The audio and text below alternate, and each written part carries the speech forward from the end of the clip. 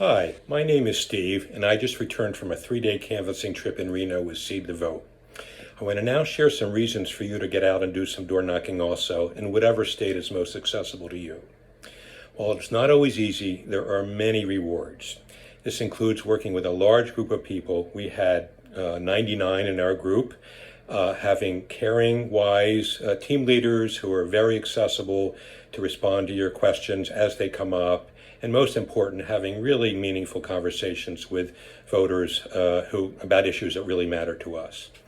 So one of my favorite stories was talking with a former Trump voter and self-declared racist who's still going through the very painful process of questioning everything that he was led to believe after he got to know some undocumented fellow coworkers. He described getting to see them as fellow human beings with the same concerns that he has, and eventually invited some of them to come to his house.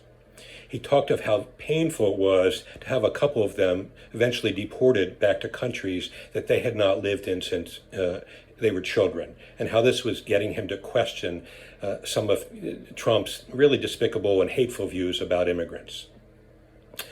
With his openness, I decided to then share that I am Jewish and had experienced quite a bit of painful anti-Semitism when I was growing up, and how I was really quite horrified by Trump's tendency to blame Jews who are not already allied with him, and his most recent statements threatening that if he loses, it's because of the Jews, and how this really horrifies me for what it would be like whether or not he wins the election.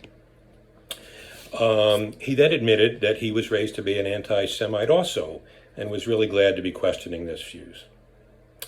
When I asked if there were any other issues that were important to him, he shared that he and his wife are now going through IVF treatment and wondering what things would be like for others like them under another Trump presidency. He was definitely going to vote for Harris and Rosen, and as difficult as it was, he was talking with other family members and those close to him about his changing attitudes. As we parted, I let him know that he's the sort of person who could have a huge impact on other people with his courage and his capacity to reflect on views that were imposed on him from family members and others over the years. I am very certain that the conversation was just as meaningful for him as it was for me.